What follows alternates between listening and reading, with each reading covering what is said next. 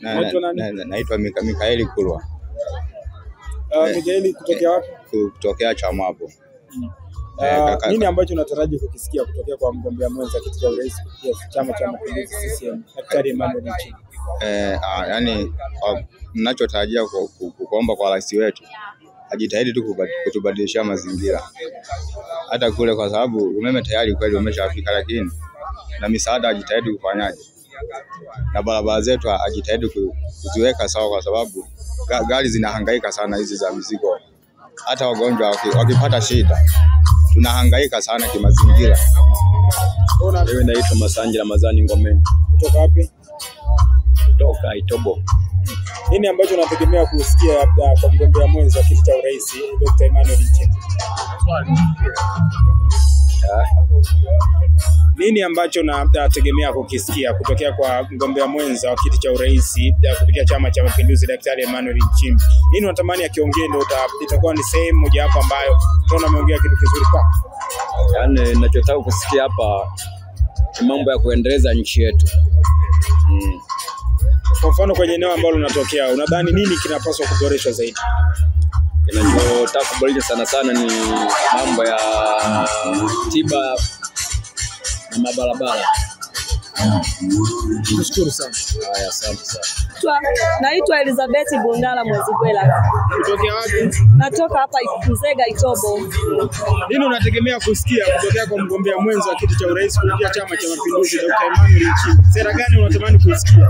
Mimi ninachotarajia kusikia ni sera cha maendeleo kwa kweli kwa chama chetu. Kwanza sisi wananchi wa Itobo tunatarajia tusikie, tunatarajia barabara tutengenezewe, tuna majuto sana kwa barabara. Barabara yetu ni mbovu sana. Barabara kutoka Nzega kwenda Bukene na kutoka Itobo kwenda Kahama Kagongwa. Kingine tunataka mabadiliko kwa kweli kwa Tanzania yetu yote.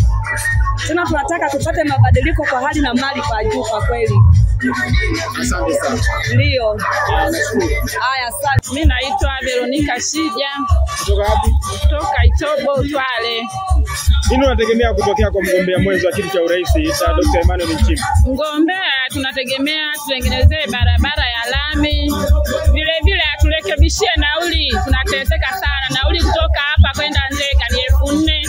Kwa nini kutoka Nzega kwenda Tabora bei ni nzuri? Tunapandishiwa sana bei, na hilo alifanyie kazi. Pengine kwenye upande wa afya unatamani nini aongelee?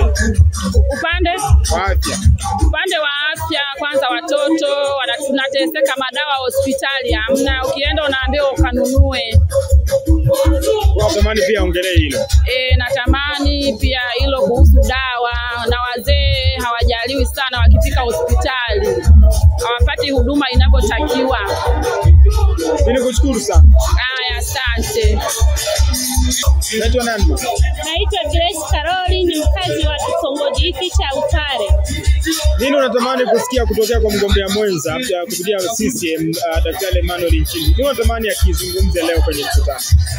Tunachotaka kwa mgombea wetu sisi kitongoji chetu, tunahitaji mabadiliko, uongozi mpya, tuweze kutengenezewa barabara yetu, hospitali yetu. Tunataka mabadiliko kutoka kwa viongozi, na tunamwomba mgombea wetu Mheshimiwa Dr.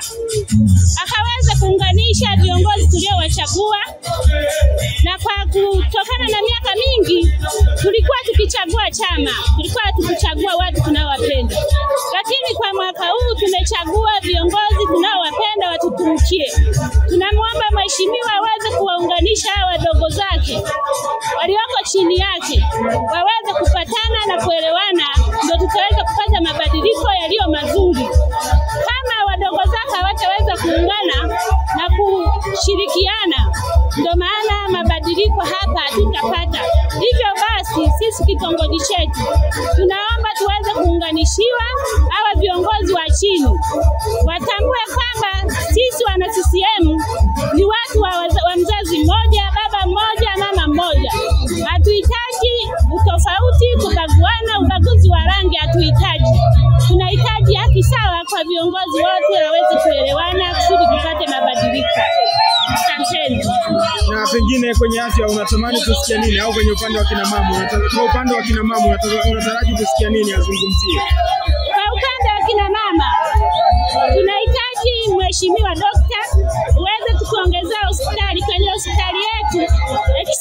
yetu haifanyi kazi vizuri. Kwenye huduma ya upasuaji, madaktari wa kupasua hawapo wa kutosha. Kwa hiyo wakati mwingine tunapata changamoto wakati wa kujifungua, kwa sababu daktari anakuwa mmoja, madaktari walioko hapo kwa ajili ya upasuaji hawatoshi. Tunaomba tuongezee madaktari kwa ajili ya upasuaji ili tupate huduma vizuri. Nikushukuru sana. Asanteni sana kwa